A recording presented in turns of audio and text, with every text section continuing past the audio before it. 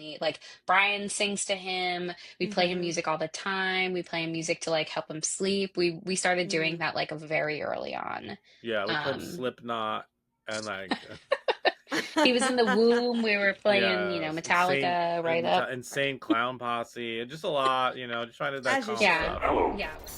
Do you want to play a game? What's your favorite scary movie? Be afraid. Be very afraid. See dead people. You're gonna need a bigger boat. Here's Johnny. The power of Christ compels you! The power of Christ compels you! Whatever you do, don't fall asleep. Welcome to Talking Horror with Jamie and Nikisha. Hi, I'm Jamie. And I'm Nikisha, and this is Talking Horror with Jamie, And Nikisha. where we share our love for all things scary and talk horror through the lens of human behavior. Welcome, everyone. Welcome. How many lenses should I wear? Oh my god, so many. Wait, you got you gotta- lensed. Lens on lens. Lens on lens on lens. This Did you is get how we will more? be discussing this. No, I'm just, Yeah. rotating through existing pairs.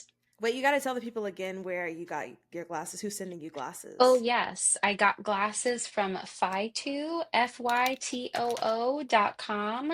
If you use code JamieP15, you get 15% off your order. Ba-bam. Oh, I'll put that in the description. I did it in last week's or 2 weeks ago's episode, so I'll put it again Yes. in there for sure. Yes, because I need it. I need to get more lenses. Cool ones More like Jamie. glasses. Yes. Also, I just have to point out because it is June now. It's our birthday month, Jamie. Birthday month. Birthday Birthday month. month. It's Pride. It's our birthday month. It is Pride. Gemini season. We will let, Brian enjoy your Continue. season. Yes. No, it passed. No, your birthday passed. You're a May Gemini, but it's still Gemini season fully. Mhm. And shout out to all of our June Geminis out there. Yes. But yes, it is Nikisha and my birthday at the end of Mhm. June, and we are very excited that Very it is our birthday month. excited. Cancers, baby. And again, a happy Pride month as well. Yes. Such a fun time. Perceive us. Yes. Perceive Just us. Be gay to party. crimes. I'm Party. dead. Well, our movie that has nothing to do with those two things. I just had to say it. That's true. Today, right? Yeah. But today we are talking about not one but two movies, a twofer for you, if you will. The found footage psychological horror films Creep and Creep 2. Hello, my name is Peach Fuzz. I might look like I eat you up, but I'm as friendly as a rabbit, and I'd make a very good friend.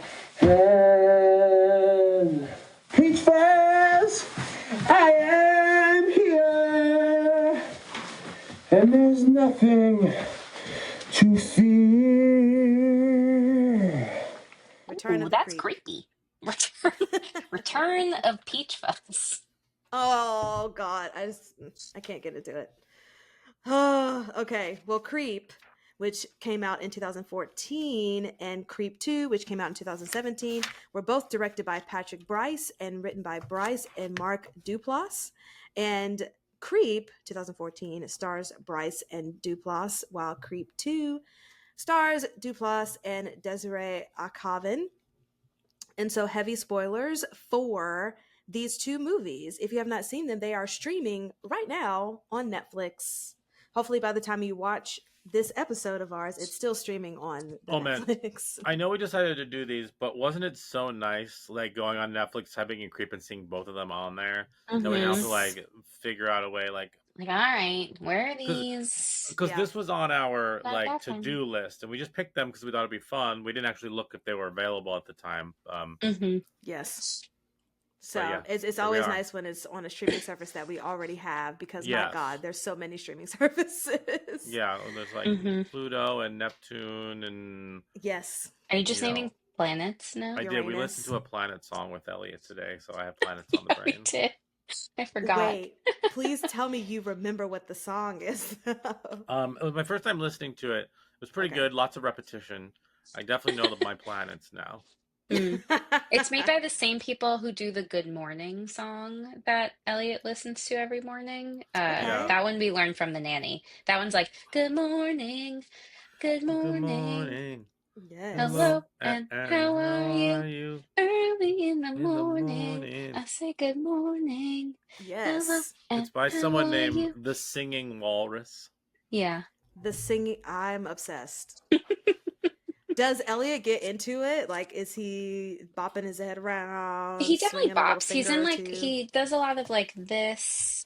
He definitely like hops a Yeah. lot, like he jumps. Hops. I Bop, think he Yeah. has rhythm. I think he's musical. I really do. And maybe I'm just reading into like him just like having gas in weird positions, but like I think We've so. played a lot of music for him, and like he's only 10 months, but like we've constantly, like Brian sings to him. We play him Mhm. music all the time. We play him music to like help him sleep. We started doing Mhm. that like very early on. Yeah, we played Um, Slipknot and like he was in the womb. We were playing, yeah, Metallica right up. insane clown posse, and just a lot, just trying to that As you calm should. Yeah. stuff. Yeah, we're Yeah, trying yeah. to, get him become a juggalo really Yeah. early It was on. Andrew WK. Please. I need Elliot to be a musical theater child, so y'all can. Now I just want help him to me get a out. job. No. No, well, if he's a triple threat, because we've talked to him about that.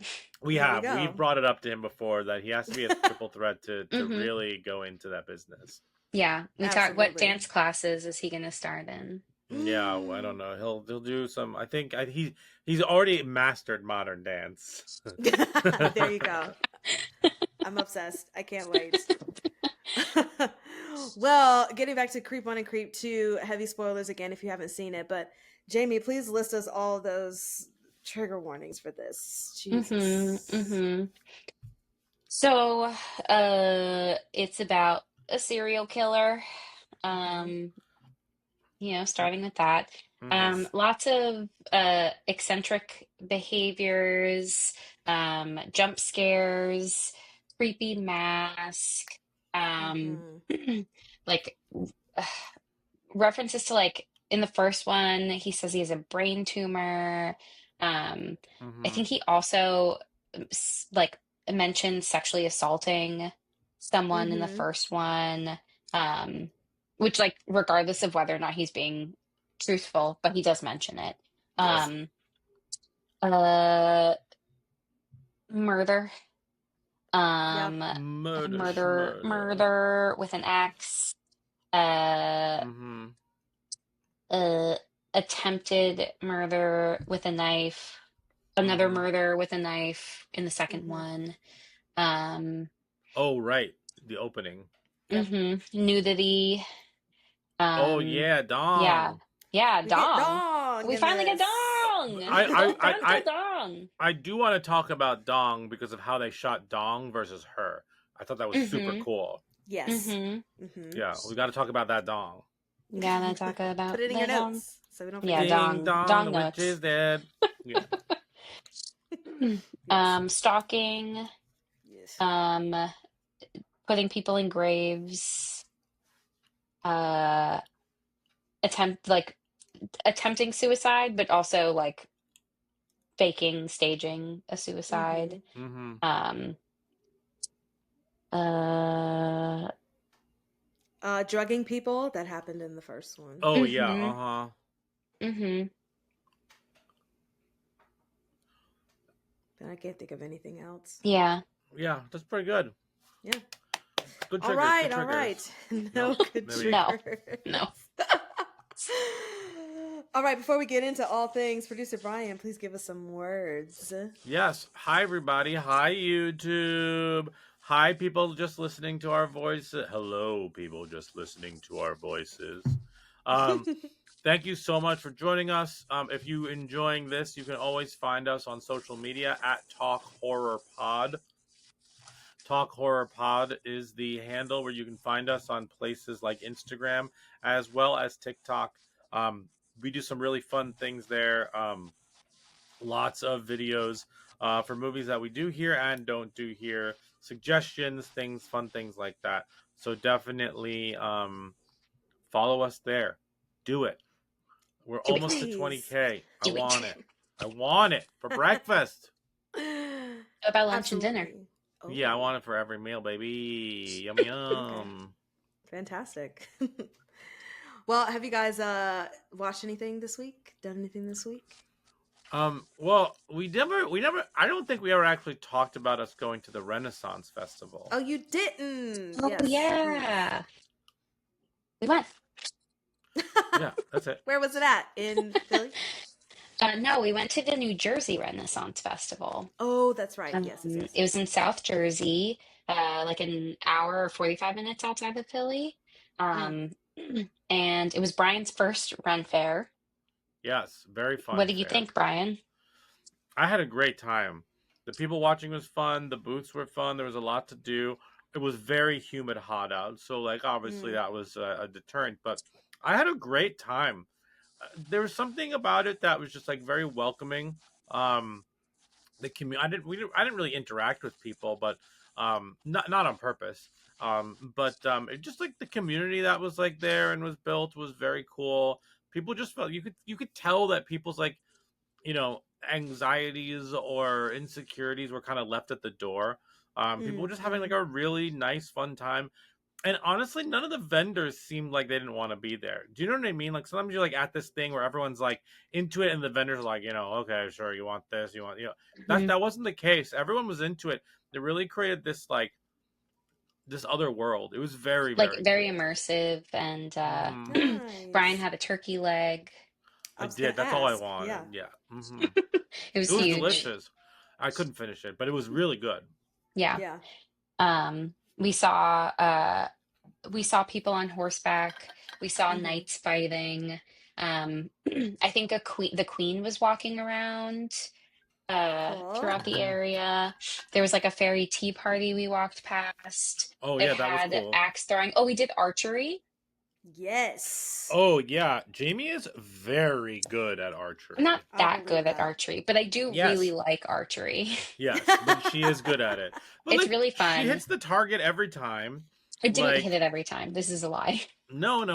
This is how I remember it. You Right. hit the target every time. But I mean, like, like the majority of the time, and she looks like she's having fun doing it. It's very fun. And Brian did it. They also had like a Yeah. slingshot thing.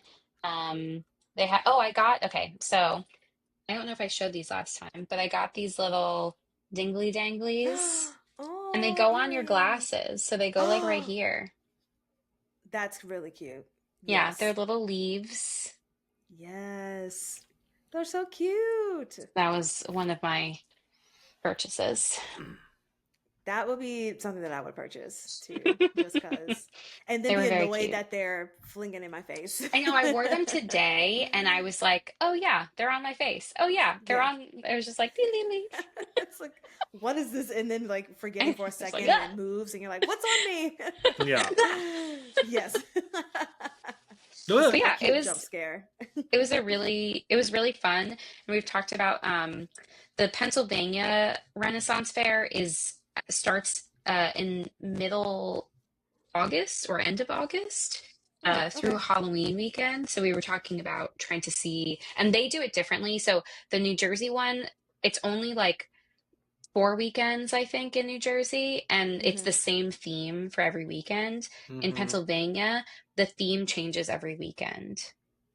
Oh, that's really cool. Yeah, so it's much longer with different themes. So we're trying to figure out which theme is most interesting. And which one is this called again? That's in Philly? It's just the Pennsylvania Renaissance Fair. It's also not in Philly. It's like no, it's like an hour and a drive. half outside of Philly. Cute. But that one's supposed to be really fun too. Yeah, it's supposed to be bigger and a lot more to do, which is I'm very interested to see. I had a great time. I'm really excited to go to that one. Yeah. We keep let me know talking when about y'all it. go. I just like bit the bullet and bought the tickets. I was like, let's just pick a weekend. Sometimes we're very indecisive about our weekends, and then all of a sudden the weekend passes. Like, why didn't we do this thing that we could have easily done? So now we're just like, Let's we're just do trying it. to take. We do it. Who cares? Absolutely. Well, let me know when y'all go, because that Yeah. sounds super, super fun. Yeah. Yes. And, Okay. Um. Yep. I did so something else that I watched. So I watched something that I'll talk about later, but I watched a couple things. One, I watched the Pee Wee documentary on HBO, which was fantastic. Okay. Really good, especially someone who loves Pee Wee Herman and grew Mhm. up watching him. Like, it was a really, really good and deeply sad documentary. Yeah. He scares me. That's why it's Yeah. appropriate to talk about here. He scares the shit out of me, even though I used to watch it, but it scared me. It was weird, but yeah. Yeah, it's wonderful. So there's that, and then all the Netflix stuff there's a lot of trailers and stuff that came out because of the Tadum Festival and some other stuff, like the new Guillermo del Toro Frankenstein trailer. It looks really good. Mm. So, as an aside, can we just say that, like, I don't like the name of that festival. They should. It took me so long to realize like what that was. Far too much time. I don't even know. I mean, I've It's seen things about Netflix's it, but festival, and they call it Tadum because that's the sound that it makes when you I hate it. exactly I hate it. I Immediately hated no. it. I But it hated it. also Ugh. it also, I've seen some videos of like the actual festival, and like, they try to make it like Hall H, which is the big hall at Comic-Con in San Diego, but it just feels so disingenuous. It feels like a production where they paid everybody to be there and cheer for, like, it doesn't feel like real fans. It feels very generated, you know what I mean, for content and whatnot, which it is, I'm sure it is, but like, I don't know. But yeah, the Guillermo del Toro one, the couple other things, this Stranger Things thing came out. The Jamie, what's the other one? Oh, the Wednesday. Yeah, there was some other stuff, but then outside of that, the Black Phone 2 trailer came out, which I did not watch. Me neither. But yeah, there's some interesting stuff coming out for sure. Work. And didn't I think I saw like there were performances at this thing too, like Lady Gaga performed. Yeah.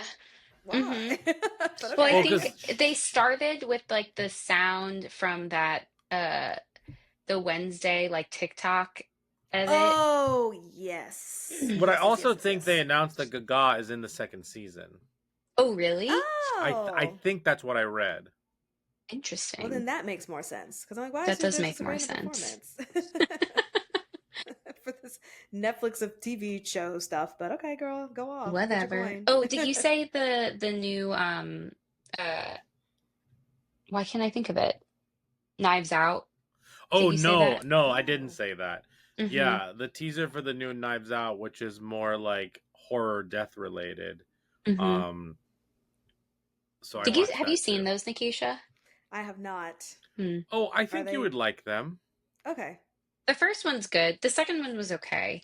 I'm interested to see, and the second one definitely like kind of builds itself as like this is like horror, haunting kind of vibe. But I think the first one of just like a more classic whodunit was better. The second one was billed as horror, wasn't it?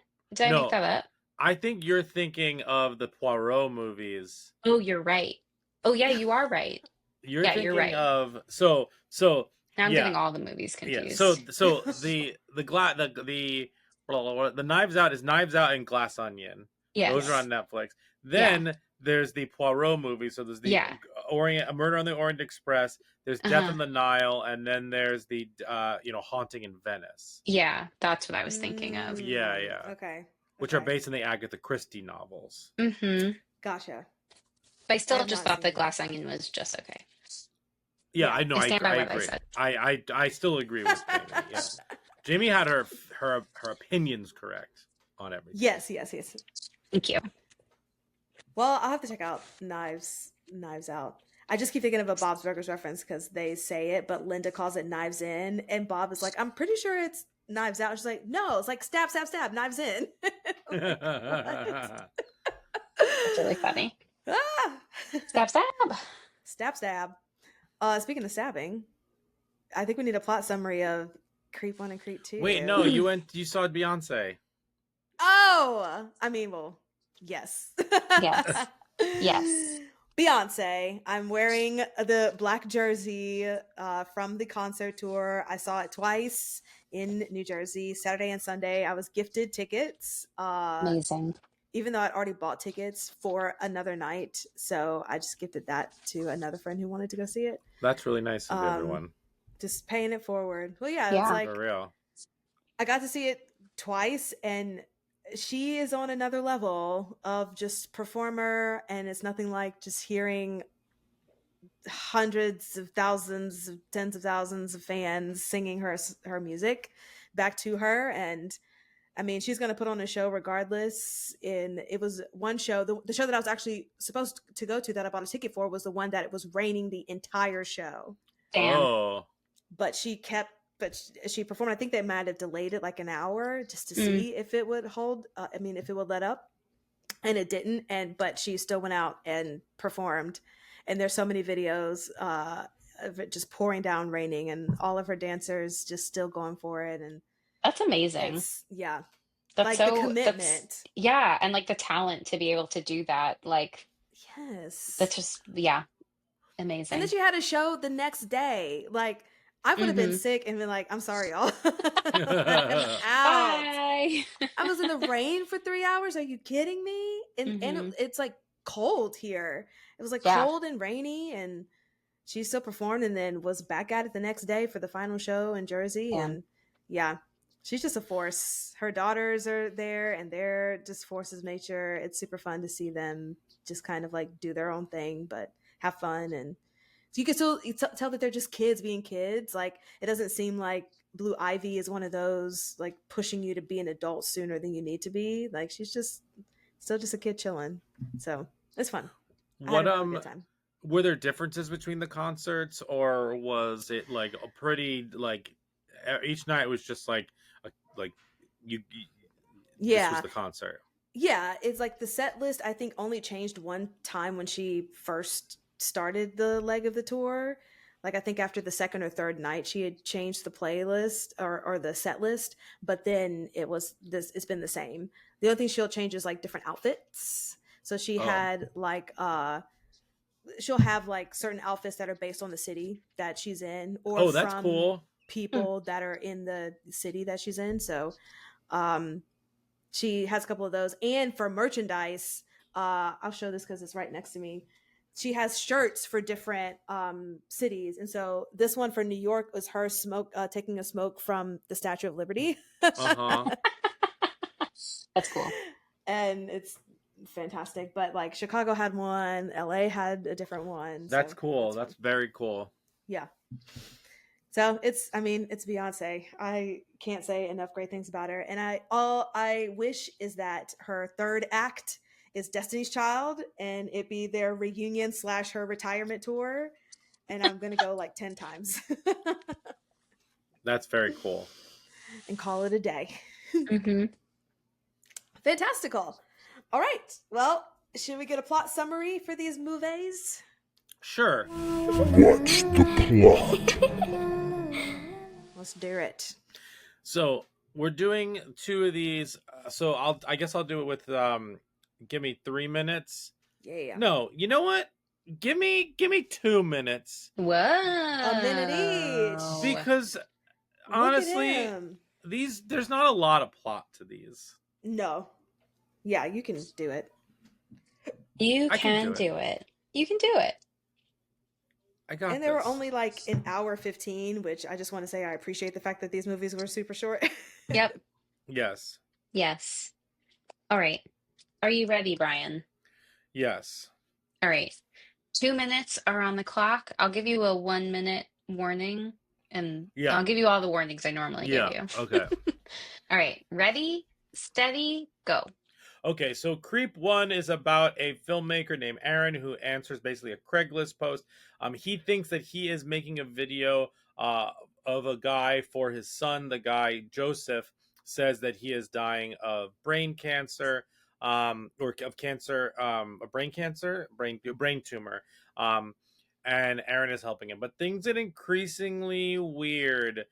He jump scares him a lot. He wears this like weird mask. he takes his clothes off and like gets in a bubble bath, asks him to join him. Like all these like weird things are happening. Um, and uh, and he basically gives him the chance to like get the hell out of there, but he stays. Anyway, Aaron is the filmmaker. Successfully gets away, but he starts receiving mail from Joseph. It's very weird. He contacts the police, but the police can't do anything because he doesn't know anything about him. So he finally offers to meet him in broad daylight, and he axes him in the head. Um, and then and then we see at the end that he's like still hunting people and whatnot. So that's the first one. The second one is a YouTube filmmaker answers the Craigslist and goes to him. This time his name is Aaron. Is what? Aaron. So he takes the name Aaron, right? And so basically he admits to being a serial killer, killed 39 people. She doesn't really believe him, but then things get weirder and weirder, and she kind of starts to believe him, but she's really desperate to like make sure her YouTube channel like is very popular. And then long story short, they like he tries to kill himself in front of her, and she freaks her out. He's trying to scare her the whole time. Anyway, he stabs her. But she survives, and she knocks him in the head and escapes. And then at the end we see that he's still stalking her because he's still alive. The end. And that's the plot. Yeah. And then there's a TV show on Shudder that I'm interested in watching, but like we did not watch it for this. Yeah, we have not creeped fully yet. We didn't creep. Oh. Yeah. Oh, so there's a creep TV show? Mm-hmm. Yeah, on Shudder. It's called The Creep Tapes. Jeez. Those creep tapes. Oh, and I think they are actually making a third movie. Oh, they are? Mm-hmm. Okay. Oh, and they did renew The Creep Tapes for a second season. Oh, I'm interested in watching The Creep Tapes. I would be. Mm-hmm. And also the same director and co-writer is still involved with everything. Well, Patrick? Yeah. Bryce? Mm-hmm. Or okay. Mm-hmm. Yeah, And the guy that plays Aaron in the first one is the director and co-writer with Mark Duplass. Who's the creep? Who's creep? Who is the creep? The creep? Who is Peach Fuzz? All right. Well, first segment, trick or a treat, where we let you know right off the bat where this movie is a trick. We hated it. Or we don't know how we feel about them, or if it was a treat and we just liked people getting stalked. Trick. Treat. So, producer Brian, trick or us treat. These are both treats for me. I think these are good found footage movies, mostly because Mark Duplass is very good in these movies.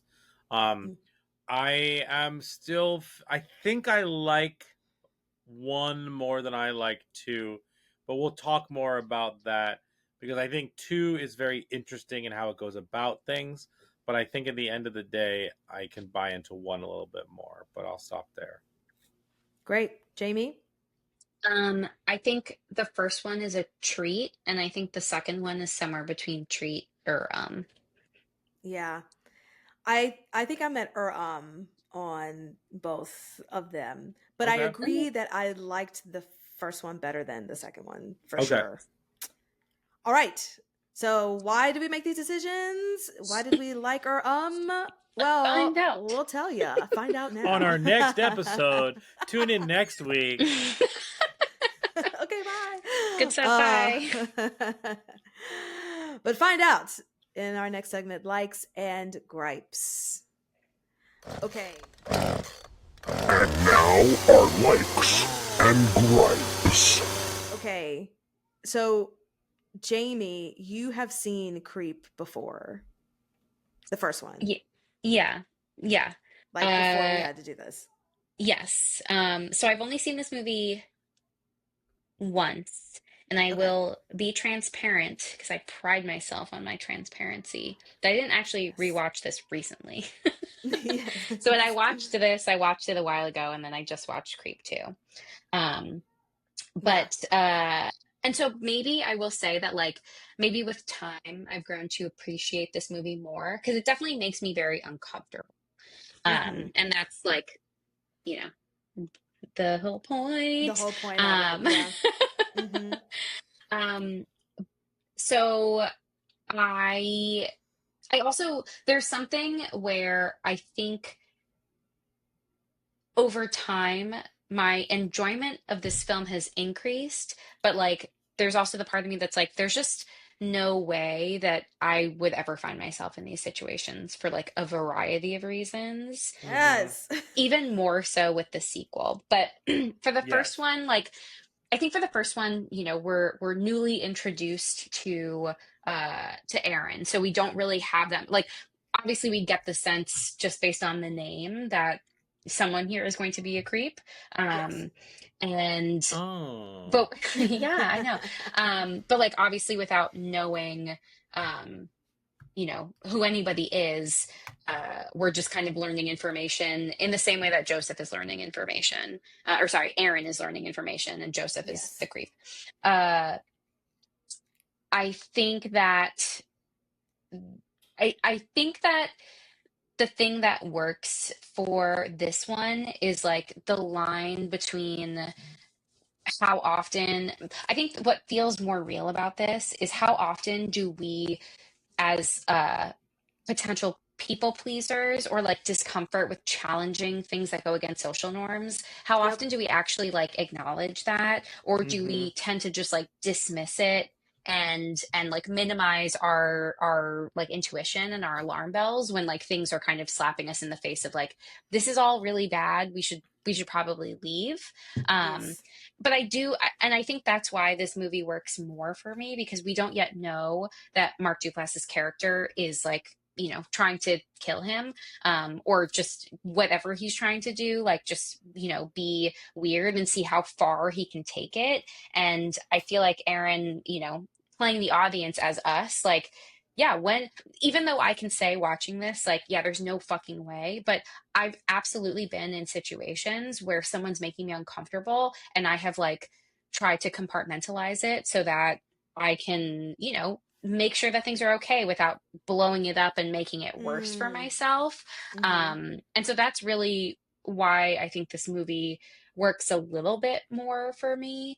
But there still is a lot of like, again, as an observer, I'm just like, what are we doing here? Yes. Why are we not making moves? And I think that there's like several opportunities too where Joseph kind of is like, again, pushing the limit as far as he can go. Um, taking all of his clothes off, or, the stuff with Peach Fuzz, uh, just like all like talking about how he like sexually assaulted his fiance and like Mm-hmm. all this stuff. And finally, then Aaron is like, I gotta go. Um, Again, he agrees to meet with him, and like it's that point where I'm just like, there's just no fucking way for me. Yep. But like, yeah, it is it's mind-blowing that like despite all of that, not only did he agree to meet with him, but like kind of the conclusion at the end where he gets killed but he never turns around, and it's like, why wouldn't he turn around? Like, does he Yeah. really truly like Joseph concludes that Aaron really believed that like this is not somebody who would actually cross that line, despite Mm-hmm. the very clear and obvious signs of his like erratic behavior and like, them fighting and like all this stuff. And it's like, what is it about like humanity that is willing to believe the best in someone despite them demonstrating that they're probably not trustworthy and that like that was a bad idea? And like it's interesting, but like, yeah, so I go back and forth of like, is that real? I don't know, but there are elements of this that does feel super real. Yeah. Again, lived experiences and things like that. But so yeah, that's why I think I enjoy this one more. Should I start talking about the other one or no? Am I Yeah. allowed? Up to Yeah, yeah, you. do Um, whatever you want. Am I cool. allowed? Am I allowed? Also, as an aside, apparently this movie was released on my birthday in 2015. Oh, Um, jeez. Oh. so That's your I birthday guess movie. I'm the creep. Am I the creep? Am I Um, a weirdo? Yes. am I? Good one. Okay, so my problem with the second movie is because you watch the first movie, you then learn that now Aaron is not trustworthy. Like this is not somebody that us as the audience can believe. So my first challenge with this is like I don't believe anything that he's saying, even though he's like presenting himself because we know that he is a serial killer and he's presenting himself as like, I'm just going to be super straightforward and I'm just going to like lay it all out there because this person seems to be like receptive to it. But I like it's so much harder for me to put myself in that perspective because I already don't trust anything that he's doing. Like we already know he's a Yes. manipulator. So why would I like, give him the benefit of the doubt that he's being honest? Like, yes, technically he's being honest about the fact that he's a serial killer because we know and Sarah does not know or doesn't believe him. But it just makes it harder, I feel like, to move past the point for me as like the audience member because I already Yes. just don't trust him inherently. And so then it's just a matter of like, when is Sarah going to realize it and will it be too late?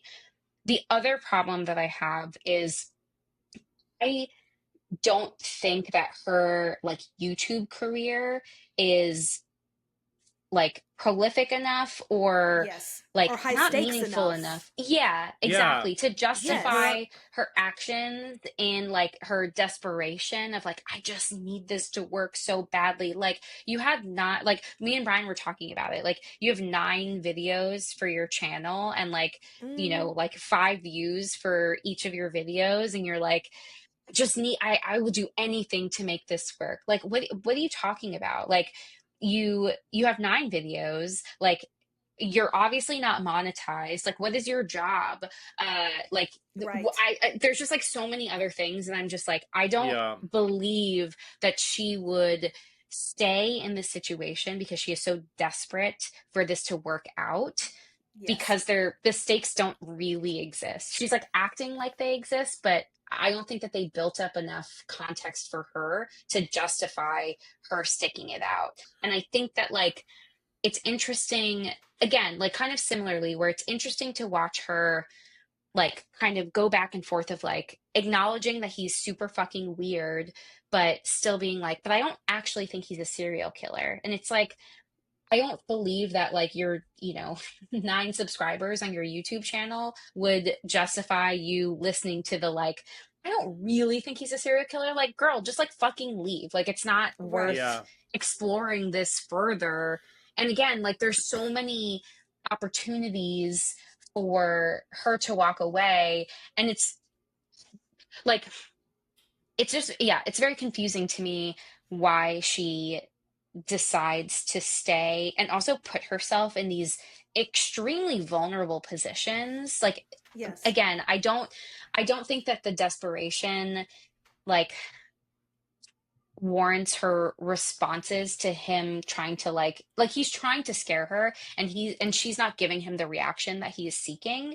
And I think he finds that interesting, but I think he finds it more frustrating than interesting is my Mm-hmm. perspective.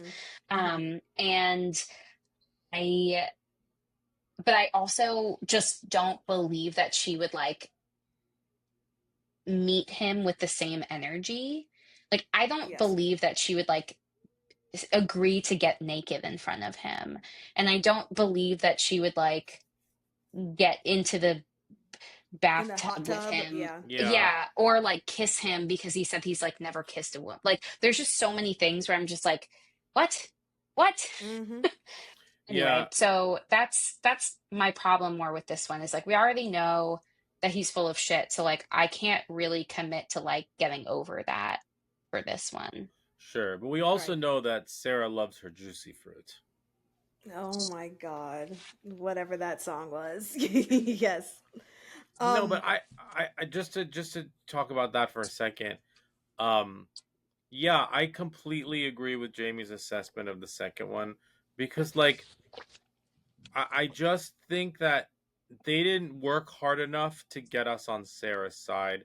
She needed to be way more Right. desperate, like Jamie said. Because I think that the concept of the second one as a sequel, where he admits to everything, like in a way, and then the other person is kind of the one that's like choosing to stay in some ways. I think that either Sarah had to be a better character, her justifications needed to be more desperate, or Sarah needed to be more of a freak, and we needed to lean into the fact that she was a freak. You know what Yeah. I mean? Like, Yes, yes. the first, if it was the former, I think a good example would be like Deadstream.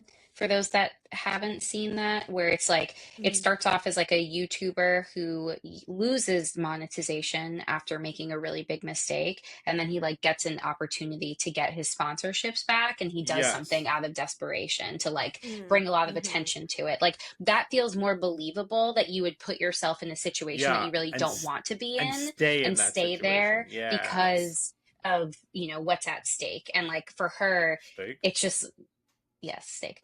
For her, it's just kind of like I don't believe that you would go through a lot of these things. Yeah, or at least have the money that he's giving her be way more. You Yeah. know what I mean? Like Yeah, if to she's staying for stay. $10,000 as opposed to Hmm. the 2 or whatever he offered, like Yeah.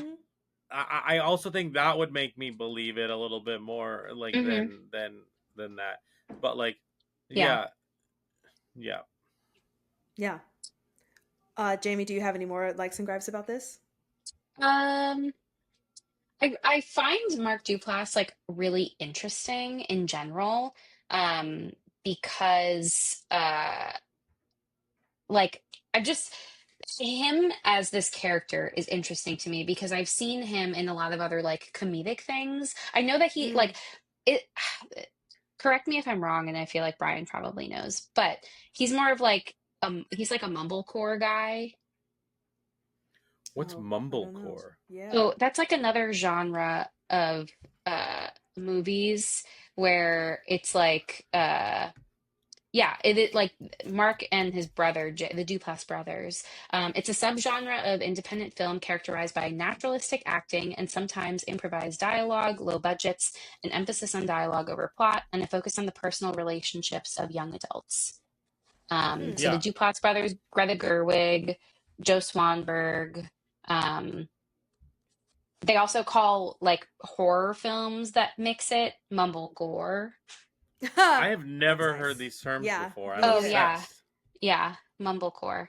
Um, anyway, so I just think it's really interesting that he's in this because also like the first thing that I ever saw him in was The League, which is like a comedy show about a group of people who of a fantasy football league and like all the hijinks that they get into, and it's very very funny. So like I remember when this was coming out and I was just like, oh, like this is like very different, and I found that really like I like when people play against type or against the thing that you're like expecting or the experience that you've had with them before. So I felt like that kind of worked in a really interesting way for something that was like intimidating and scary and more horrifying. So I did like that. Yeah. I can definitely see him being in comedies. Just how he played this character was such on a level of just literally being a creeper, being stalker, being weird. But just I don't know. Sometimes facial expressions were very comedic, and it's like, oh yeah, if you were in a comedy, I'd Yeah, totally buy into that. That you would Hmm. be successful in that. Yeah. totally. I mean, these movies are funny Yes. in a weird Yeah. way. In a weird way. Yeah. I don't know. Producer Brian, do you want to elaborate with your likes and gripes? Oh, sure. Yeah, I like both of these. Like I said, I think the first one being straightforward, um, definitely it's a good found footage, straightforward horror movie. Um, the scene to me that will always stand out from the first one is when Joseph is standing at the top of the stairs, the porch, Yes. backlit, and basically like giving him a chance to go. Hmm. Do I think like in hindsight like he actually would have like let him go? No, he would have like done the letters and everything's still there too. But I just think that is an outstanding example of that moment in a horror movie where you can choose to leave the horror movie, Hmm. Yes. and he doesn't. I just think that's a really well done sequence. Um, I will have to uh, say, Brian, I thought about that exact thing because I think we talked about that in gosh, what was that other movie? Oh, that they did a remake of, but we watched the original and we were talking about that one decision. It was with the couple with the daughter who was visiting Oh, the Speak No other. Evil. Thank Mhm. you. Yeah, when they go back for the doll. Like, no, like get the Yes. fuck out of Yes, there. yes, Yeah, yes. yeah, Yeah, yeah, Mhm. yeah, yeah. yeah. Mhm. But yeah, I just that is a great sequence. And like, if there was like if to me, if there was like a Mount Rushmore of like you could leave the horror movie now scenes, that would be on there. It's just really well executed and well You got to make a written and TikTok of filmed. that. I know, that's true. That's true. That's a good idea. Yes. Write this down. Yeah. Write it Oh, down. um, yeah. And the second one, my biggest pet peeve is everything that we talked about with like the main character wasn't justified, or the Sarah wasn't justified enough in staying and doing all those things. Um, um. Oh, so I want to talk about Dong for a second. Yes. Um, Dong, dong, Dong, dong, Dong, dong, Dong. dong. Even if so, let's just leave the fact that like if we believe or don't believe that she would take her clothes off like for just to the side. What I really liked how this movie does is that when she's filming him, he's completely naked. You see dong and everything.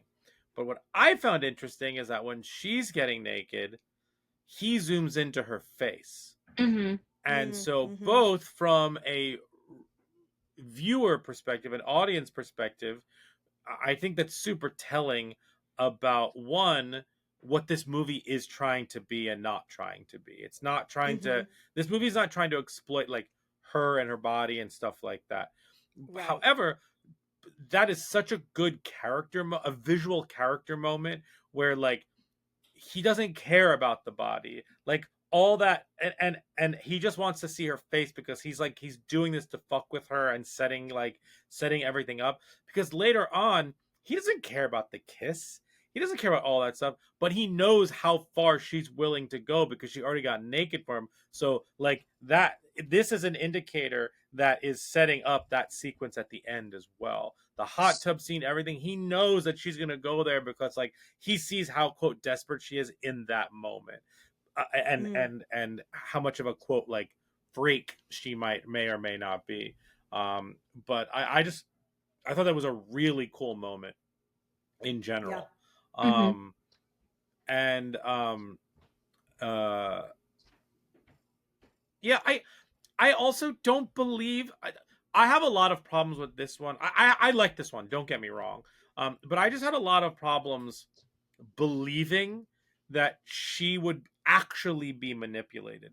I think the movie would have been more interesting if she knew the whole time that he was lying. You know what I mean? And Yes. just like Uh-huh. I just don't believe she as however we interpreted her character, she just seems so much smarter. She was presented as being way more smart than she ends up being in this movie. And I think Mm-hmm. that you need to justify or I can't think of the word that's on the tip of my tongue um to kind of like match what you're setting up and what's actually happening. Mm-hmm. And then I guess the other question is, he seemed way too self-aware at some Mm. points.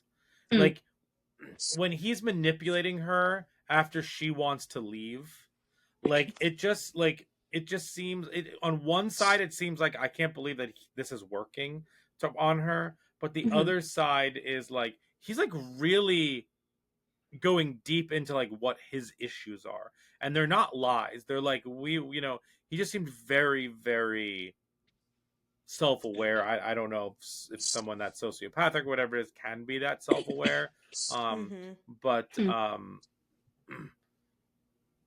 Yeah, that's how I feel about these. I definitely think I like the first one better because of how clean it is, and the second one, I think the concept is great for a sequel, especially because Jamie mentioned like we already know like you can't do the same thing as the first one, but that small like narrative tweak plot wise was really interesting. I just again my issue was Sarah not being justified enough in doing what she's doing. Yeah. Yeah, Brian, to piggyback off of what you were saying with the smartness of Sarah's character, or even the idea that maybe she Reconcile. knew, That's the oh, word I was looking reconcile. for. Okay. Reconcile. Mm.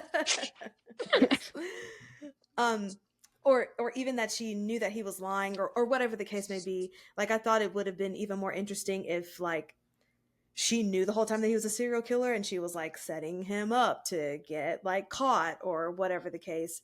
Sure. Because even in the first moment where she does take off her clothes, it was either like two thoughts I had in my brain. Either like she is the dumbest human alive, or this is some type of survival tactic to um get her kind of out of there. Like, I'm like presenting herself as, I'm not going to be scared of you, and so I'm going to do, oh yeah, Yeah, it's my okay. turn, and I'm going to present this to you so that in a way I can like escape from this, and kind of tricking him into thinking like, yeah, everything is cool and I'm fine. And so that, Mm-hmm. she can kind of like set herself up to leave whenever she wants to, knowing that she is like in danger, but this is like a survival tactic as opposed to just like, but it was, alas, just her being a not smart human being. And Mm-hmm. yeah, I agree with everything y'all have said. I like the first one better than the second one, but I'm was still so mad. Like, I am not the type of person to scream at a TV or a movie when I am watching it, but I was screaming at my TV in this moment. Aaron was making so many decisions that drove me nuts and didn't Mm. seem justified at all.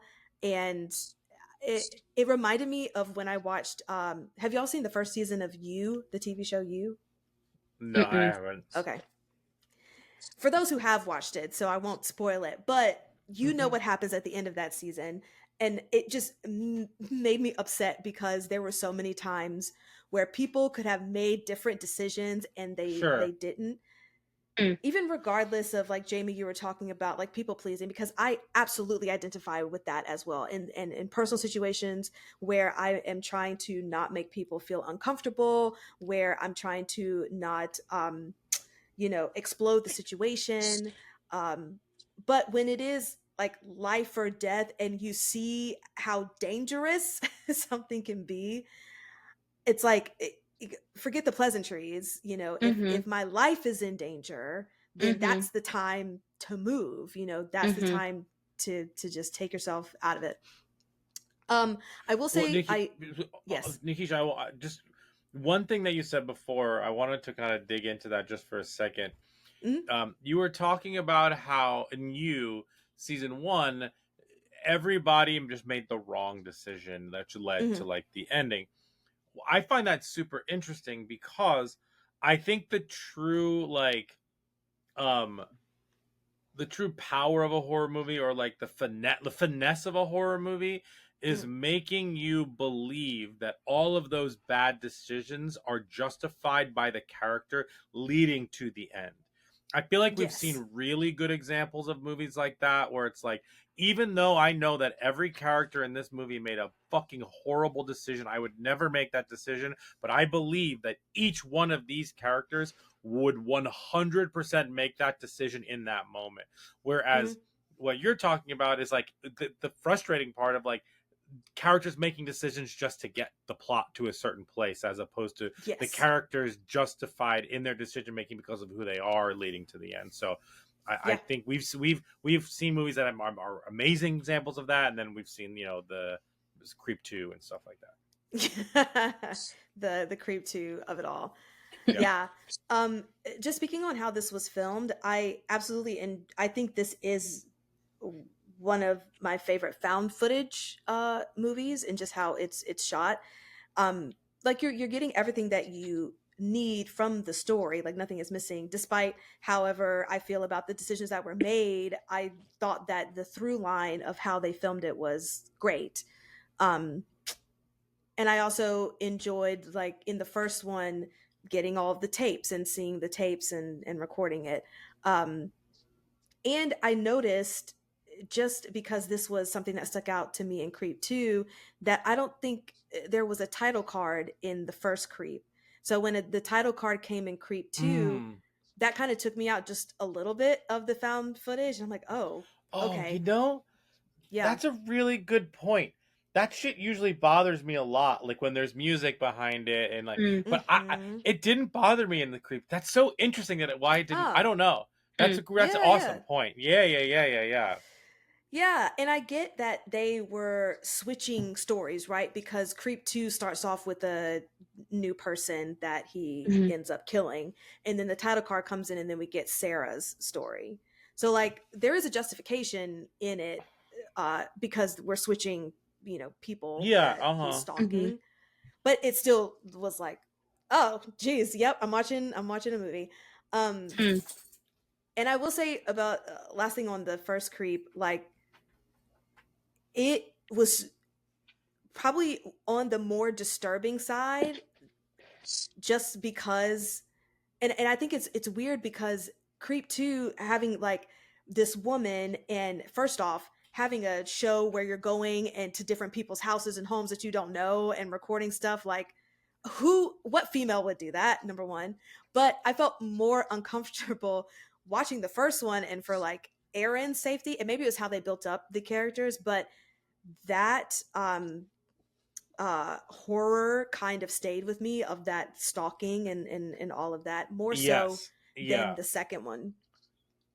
And I definitely had a horrible dream after I watched the first Creep of like being stalked. Oh no. Like somebody is watching me, let me turn around. And even at the end of the movie, when you're just like, turn around. When that movie was done, I said, okay. I turned around. Nikisha, I looked. You're like, Excuse me. Whenever I'm sitting on a park bench now, I'm gonna fucking look around. I don't sit on park benches. With the quickness. I'm just never gonna sit on a park bench again, I think. Nope. No. I mean, and the fact that this person had their address, you don't know how he got your address. Oh, it's just, real world. It's when we talk about like real world situations that are scary, that could happen, and then you're just like, oh fuck. And I think that was this whole entire series. It's like things that could absolutely happen, especially like living in a big city as a female. It's like this is a thing that could absolutely happen, and so that really the whole concept stuck with me. But yeah, and so then I was kind of excited to see the second one. But then it all fell flat for all the reasons that you guys have said. But I am glad that she did live, even though he did too. But I'm just curious to see how they're gonna continue on with this. And then it was interesting them trying to, last thing about Creep 2, when Aaron was like telling his story, and I guess we don't know if all of it was true or not, about like what happened when he was younger or whatever. And I'm like, well, what are we trying to do here? Like, are we trying to sympathize? Are we trying to just have more information? And that was just kind of like confusing to me to have him kind of spill all that stuff out. But I guess maybe because the whole documentary, quote unquote, was supposed to be about his being a serial killer in the first place. But that whole thing was just kind of like, where are we going with this? Because it lingered on that for a long time. I think that was the hot tub scene. And I'm like, I'm getting like too much backstory that I don't think that I need for this. But okay. Yeah, I mean, that's also, like that's part of the manipulation, but I get that. Yeah. That's how I saw it. Yeah. I mean, I totally understand that. Also, a moment where she could have left because he was like, just please get out and let me listen to my Sarah loves her juicy fruits, whatever. And she's just like, no, 10 toes down. But like Jamie said, I just, I can't. Ay. The decision to stay, it's just, the stakes weren't high enough. So I was just upset watching this for the entire time. But I thought they were all a great length. I didn't think that it was too long or too short in what they were doing and saying, like, this was, it was as long as it needed to be. Agreed. To get the stories out. Yeah. But yeah, that's it. Great. Any last thoughts before we move on? I don't think so. Yeah. Keep Let's just keep it be creepy. Keep creepy. Keep it creepy. Keep it creepy. Keep it creepy. Creepy. Great. So let's move on to our next section. Brains. Tasty. Tasty.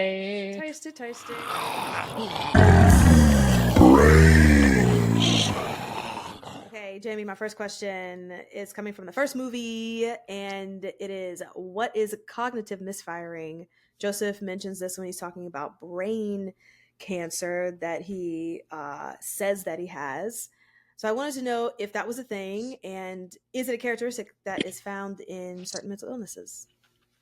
Yeah, I don't think that's like a formal term Okay. for any like diagnosis, but I think just like alluding to some kind of cognitive impairment, which would be totally understandable for somebody who has a brain tumor. So, whether it's like confusion or like strange personality characteristics that might not otherwise be what his actual personality is, which we wouldn't actually know because like this is the only time that we've met him. Yes, yeah. But like those that would make sense, and I think that would be characteristic of something. But yeah, I don't think that's like a formal thing. Yeah. Well, then with that, can we Billy or Stu, Joseph / Aaron? Like, what do you think? What are your thoughts? Movies don't create psychos. Movies make psychos more creative. Yeah, it's a scream, baby. Billy or Stu? Yeah, I definitely get the feeling that he's more of a Billy because I think that there is more planning and plotting and like thoughtfulness behind his actions and uh, trying to attract his potential victims and yeah, just like what he is trying to do. And still obviously like with the understanding that you kind of have to, I mean, I am not a murderer, so or a sociopath or a serial Good. killer, just to clarify, but I imagine that like you have to respond based on how somebody is like responding to you, but I still think that he probably had like plans in mind and things, so yeah. Yeah, I definitely can see that. And then my last question is, how do you trust your gut to keep you safe, but not let anxiety keep you from living? And I just think about like Sarah after this whole experience, like how do you then kind of trust your judgment, but also like have that moment of this is dangerous, I need to get myself out of there, or like, oh, this is something exciting, and it might just be like my anxiety getting in the way of me moving towards like a good opportunity.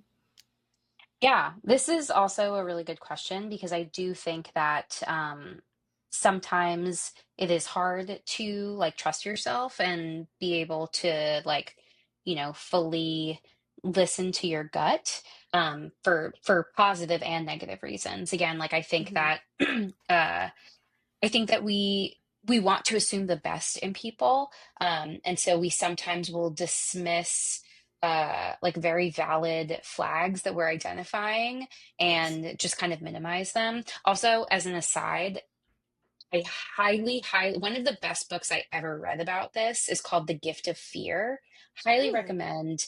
And it's written by somebody who has done like safety and security, like to like the utmost degree, like for high visibility figures, and like I think he's done like government contract work and stuff like that, but like basically this book talks about all of the different ways that like we have gut reactions to things, and it exists, and how we kind of process that information. So like sometimes we might make a joke because we want to lighten the situation, even though like you're actually responding to something that is clearly making you uncomfortable, and so you cut the tension by making a joke about it. But joking is, you're making a joke because there is something like that you are noticing in that moment, but the idea of like addressing it for what it is, either feels too scary, or maybe the idea of that feels awkward, and the awkwardness feels scarier than the possibility that something really truly dangerous could be happening.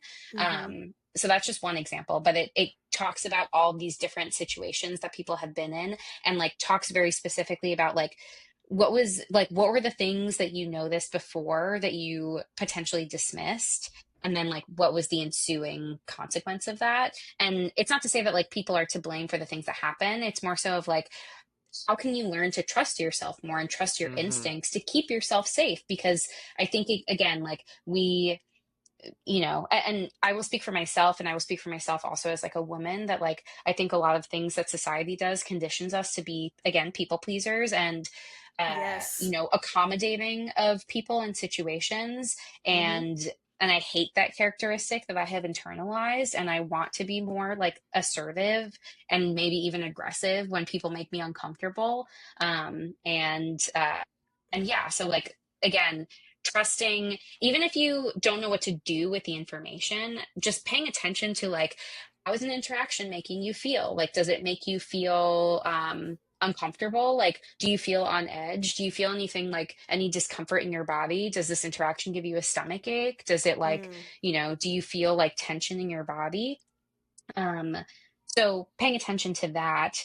And then I think in terms of like not feeling so anxious about it, I think you can sometimes, yes, I think that our alarm system, if you will, can work in overdrive. As somebody with anxiety, I think that my alarm system is, there's a lot of fire alarms going off all the time, but it's not necessarily like something I need to respond to. So like when you're evaluating, like, okay, my body is doing something, like I feel tension in my chest, like what's happening right now? When did I start to know this feeling this way? Is there anything that's like happening in my immediate area that is like causing me to feel this way? And is that something that I need to be fearful of? Like, is there an imminent danger that I'm responding to, and that's why I'm feeling this way? And if there isn't, maybe I can kind of figure out and evaluate, like, do I need to be responding in this way if I'm not actually immediately in danger?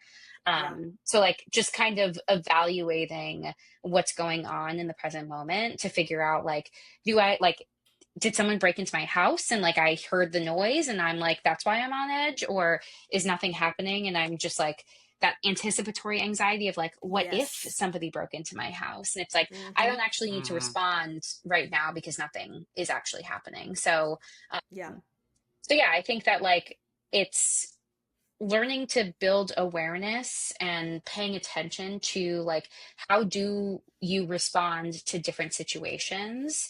And then also just kind of like checking in with like, okay, like, why is this giving me this reaction? Is this something that I actually need to be like concerned about? If you don't know somebody and they're doing something that's weird, like take that at face value. They're being weird and you don't know them. So like, as far as you know, they might just be a weirdo and you are not obligated to continue interacting with them.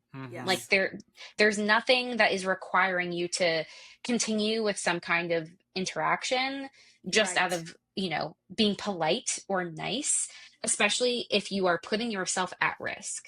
I feel very strongly about these things. Yeah.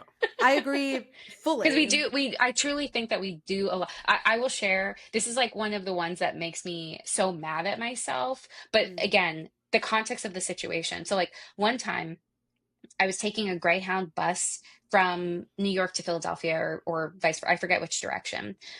So this is like a 2+ hour bus ride. And obviously buses, they're 2-seaters on each side. So I'm sitting in the window, headphones on, and some guy comes and sits next to me and doesn't give a shit that I have my headphones on and like starts a conversation, even though again, like body language, all of the signs are there that like, I don't want to talk to this person. So then I have to I'm like taking out my headphones every time. And there's no like self-awareness of like me putting the headphones back in when he stops talking to realize like, I don't want to keep talking to you. Yeah.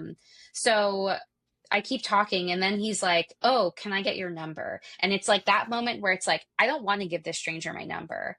But also like I'm literally stuck on the inside seat of a bus for the next like hour and 45 minutes now, and I have nowhere to go, and I don't know how to get out of this situation. So I did it. And then of course he also texts me in the moment to like confirm that it's real. And so now I'm just like stuck until I get off this bus, and then I block his number, and then I never have to talk to him again. But it's like this 2 hour period of time where I didn't feel like I had the capacity to say like, sorry, I don't fucking know you, so I don't want to give you my number.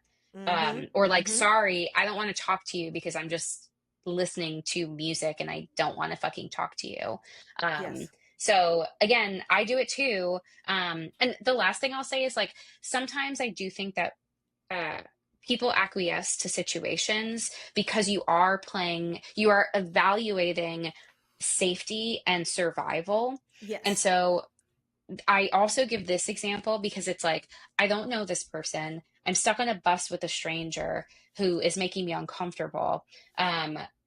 The risk that I'm evaluating in that moment is I will give this person my number to reduce the likelihood of something bad happening to me in this moment. And then I can remove myself safely from this situation and then block him and never talk to him ever again. And so like, even though I'm annoyed in the moment that I wasn't more assertive, I still made like a calculated choice in that moment in the hope in the, not the guise, but like in an effort to remove myself as safely as possible from that situation. So there are situations where sometimes we do have to make calculated choices in order to reduce risk and remove ourselves as safely as possible. So that is also something to put out there.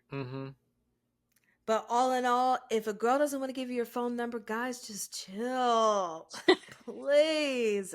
Yeah. I mean, there's like, and there are horror stories of like women who get physically assaulted. Yeah. Who don't give. So like you said, Jamie, like you have to make a calculated decision in that moment of what is going to keep you safe. Yeah. But I totally get it. And it sucks, like you said, that especially as women, we have been kind of conditioned to be people pleasers and to go along with what's going on, to not put up a fuss. But it's like, no, if I'm uncomfortable, we should have a right to say we're uncomfortable, and it just end there. Yeah. Also, The Gift of Fear, that's what the book is called. Yes. Yeah. The Gift of Fear by Gavin DeBecker. Okay. Fantastic. Yeah. It's all about like how to use intuition as a survival tool. Nice. Cool. And anticipatory anxiety every day, all day. Like, well, what could happen? What about this? And what about this? And it's like, I'm literally just sitting here at my desk, nothing is happening, but all the scenarios, and then you just go into a spiral. Yeah. Okay, great. Love it. Woohoo. Anxiety. Woo. Woo. Having a Anxiety blast. Spiral by the Book of Song. Yeah. Fantastic. All right, should we Rotten Tomato this? Let's do it. It's the Rotten Tomatoes game. Great. Okay, we're gonna do Rotten Tomatoes for Creep first. So Jamie, what do you think Creep has? Creep 1, I should say, on Rotten Toms. 73. Nikisha? I'm gonna go with the flat 70. 91%. This is interesting. Creep 1 has a 91% and a 66% kind of popcorn meter, which is the audience score. So there's a definite huge difference between what 34 critics said and what 10,000 plus people said. Yeah. The critics' consensus, however, says a smart oddball take on found footage horror. Creep is clever and well acted enough to keep viewers on the edge of their seats. I mean, the acting was very spectacular. Yeah.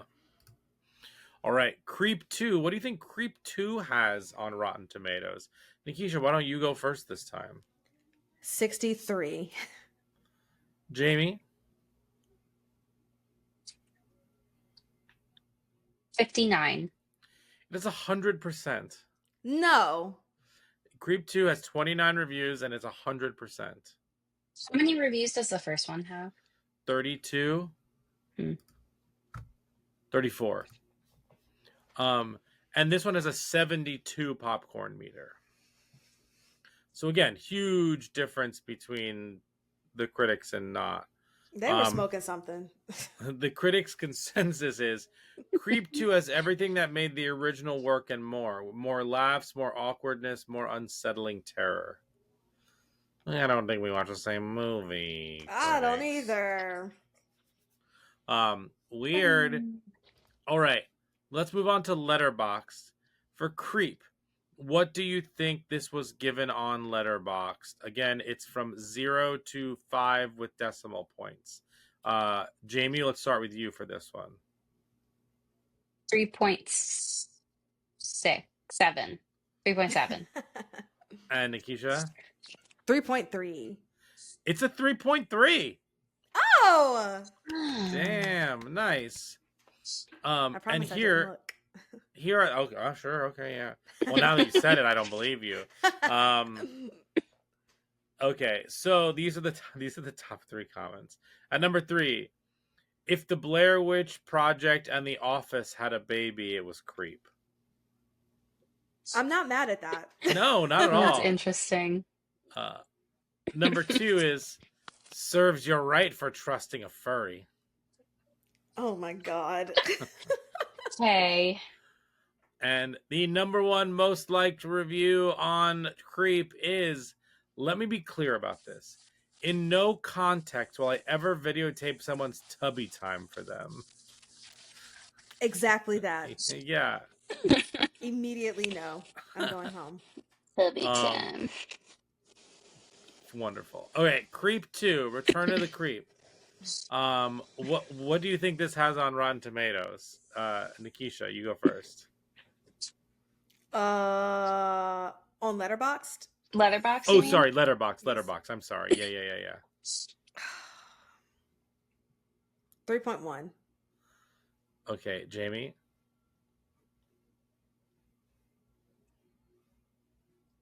Two 9. It's a 3.3, the same as the first one. Work. That's wild. That is. Top 3 comments. Number 3. He really asked himself, what would Francis Ford Coppola do? What's his letterbox? Oh my god. Number 2. The most terrifying part was knowing I was seconds away from seeing Mark Duplass's dick and then actually really seeing it. And then number 1. Kudos to Mark Duplass for going full frontal, even though it was absolutely not necessary for this film. No. Yeah. Whoa. It was necessary. Having peen in horror is always necessary. Always give me that peen. Equity in genitals. This is an equity in genitals podcast. Equity in genitals, yes. Great. Should we do the 4 S's? Yes. Yes. Skull, scare, shakes, and suggestions. The Talking Horrors 4 S's.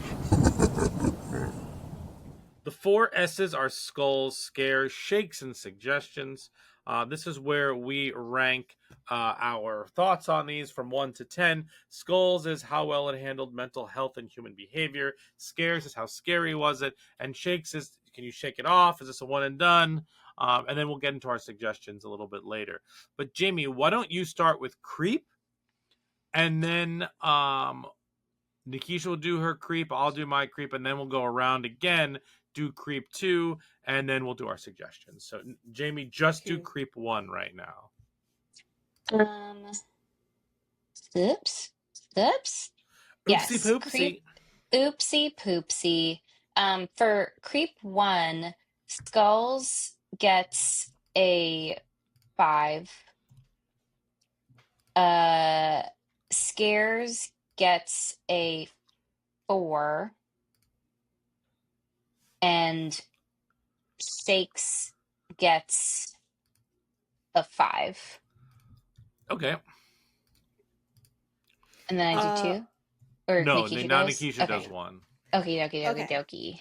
For Creep, Skulls, I'm going to give it a 4. Scares, I'm going to give it a 6 because I had a bad dream about it. Oh, yeah, And sure. Shakes, I'm also going to give it a 6. Okay. For Skulls, I'm giving it a 5. For Scares, I'm gonna give it a 4. And then I'm gonna give this a 7 because I would put this on a found footage list. Like if someone was like, give me 10 found footage to watch, I would say Creep, definitely. Yeah. All right, number 2, Creep 2, that is. Jamie, why don't you start with Creep 2, Return of the Creep? Yeah, I think Creep 2 is Skull is a 3.5. I think Scares is a 2, and Shakes is also a 2. Okay. Nikisha, you're up. Yeah, Skulls is a 2. Scares is a 2. I'll give this a 3 for Shakes. So you said 2, 2, 3? Yes. Cool.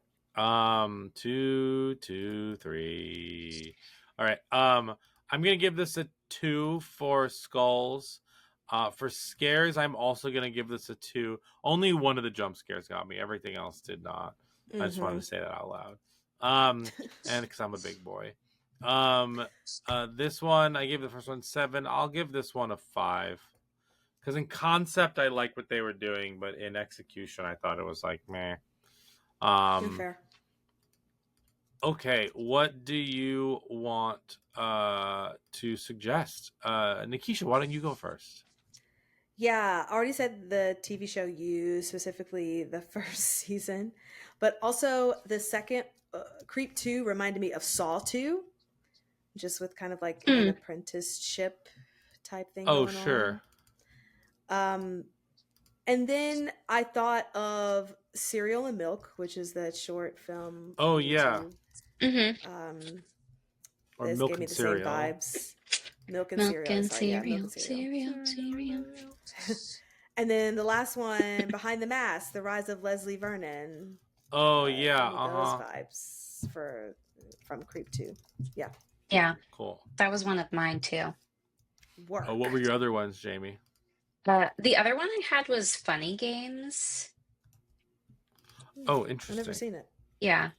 I don't want to spoil it for y'all, but for those that know, no. Cute. I had 2. One, I actually had Speak No Evil, just like you, Nikisha, you said before. Oh, yeah. And then I went on Reddit today and I was like, what movies are like Creep? I was just interested to see what other people thought. And I came across this movie called The Andy Baker Tape. So many people said The Andy Baker Tape. So I went online and I watched it today. It's 70 minutes. It's about this host of a YouTube channel, a food YouTube channel, gets the opportunity to potentially create a pilot for his for a TV show, and he finds out separately from this, finds out that he has a long lost half brother, and he kind of and the two of them get to know each other while they're trying to like make this pilot or whatnot, and then chaos ensues. It definitely has Creep vibes. Absolutely, I think Creep is a better movie than this for sure, but it absolutely has Creep vibes. So it's the Andy Baker Tape. Andy Baker. Okay. Fantastical. Yeah. All right. Well, that wraps up our episode of Creep and Creep 2, Return of the Creep. You can follow us on the socials, Instagram and TikTok at Talk Horror Pod. And producer Brian, where can they listen to us? You can listen to us wherever you get podcasts. So maybe you're on YouTube. Hi, YouTube. Well, you can do it there. Maybe you're just listening through your earballs.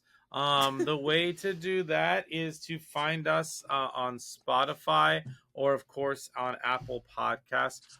Rate and review us there. 5 stars, please. And thank you. Return of the Creep. Return of the Creep. Thank y'all for listening. Bye. Bye. Bye.